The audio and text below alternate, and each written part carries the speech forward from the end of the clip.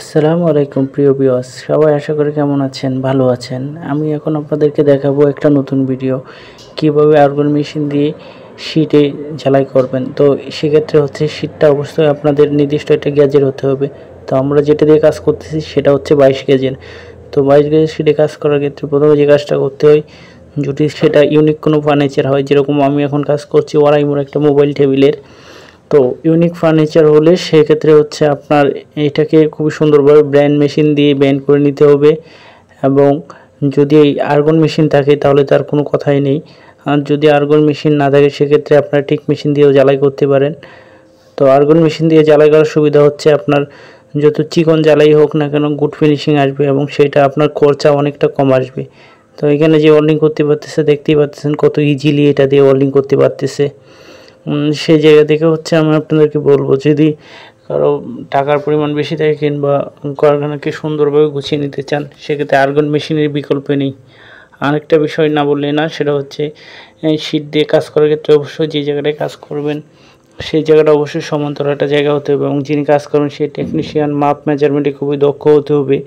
যদি মাপ মেজারমেন্টে দক্ষ না হয় সেক্ষেত্রে যে সমস্যাটা হবে সেটা হচ্ছে আপনার ফার্নিচারে যতই আপনি খরচা করেন না কেন ফার্নিচারের লুকিংটা ভালো আসবে না। তো ফার্নিচারের বটন অংশ যেটা সেটার সাথে বাতা লাগানো হয়েছে, বাতাটা লাগানোর পরে এটা হচ্ছে এখন আবার ওয়েল্ডিং করে তার সাথে কর্নারটা ঠিক করে দিবে। কর্নারটা ঠিক করার ক্ষেত্রে যেটা হয় অনেক সময় ফাঁকা হয়ে যায়, সেই ফাঁকা অংশটা হচ্ছে আপনার হাতুড়ি কিংবা অন্য অংশ দিয়ে চাপ দিয়ে বন্ধ করে নিতে হবে। আর যদি সমান্তরাল জায়গা হয় সেক্ষেত্রে এটা হয় না। তো এই যে হাতুড়ি দিয়ে একটা সাপোর্ট নেওয়া হচ্ছে যাতে শীতের মাঝখানে ফাঁকা না থাকে। তো আর্গন মেশিন সুবিধা হচ্ছে আপনি যে বাতাটার সাথে জ্বালাই দিবেন সেইটা সহ এবং যে সাপোর্টটার সাথে জ্বালাই দিচ্ছেন দুইটা একসাথে খুব সুন্দরভাবে ফিটিং হয়ে যায়। আরেকটা ব্যাপার হচ্ছে এই আর্গন দিয়ে কাজ করে যে সুবিধাটা পাওয়া যায় সেটা হচ্ছে আপনার ওয়েল্ডিং রডের তুলনায় খরচা কম এবং মাপ মেজারমেন্টগুলি সঠিকভাবে রাখা যায়। তার চাইতে বড় বিষয় হচ্ছে এটাতে প্রোডাকশন অনেক বেশি হয় অন্য ফার্নিচারের তুলনায় এবং ওয়েল্ডিংয়ের ক্যাটাগরি এবং কোয়ালিটি অনেক সুন্দর হয় এবং খুব দ্রুত প্রোডাকশন দেওয়া যায়। আরেকটা ব্যাপার হচ্ছে এটা দিয়ে যখন কাজ করবেন তো হাইড্রোলিক প্রেস মেশিন থাকতে হবে আপনাকে। হাইড্রোলিক প্রেস মেশিন কেন থাকতে হবে তার কারণ হচ্ছে আপনার কোয়ালিটি সম্পূর্ণ মাল তৈরি করতে গেলে অবশ্যই হাইড্রোলিক প্রেস থাকতে হবে। হাইড্রোলিক প্রেস যাদের আছে তারা হচ্ছে খুব সহজেই ফার্নিচারগুলি তৈরি করতে পারে।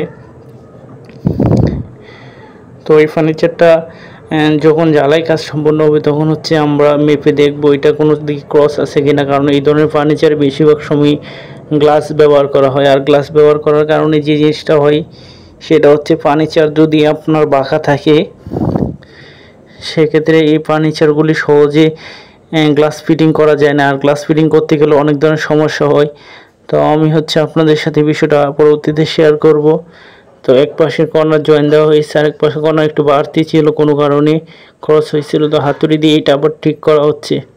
তো এটা ঠিক হয়ে যাওয়ার পরে এটা আবার ওয়েল্ডিং করা হবে। এখন মেজারমেন্ট টেপ দিয়ে যে আমি আগে যেটা বলছিলাম যে এটা পুরোপুরি ঠিক আছে কিনা, কোনো দিকে ক্রস আছে কিনা সেগুলি দেখা হয়েছে। তাও এটা দেখার পরে ফাইনালি হচ্ছে বডিটা কমপ্লিট হয়ে যাবে।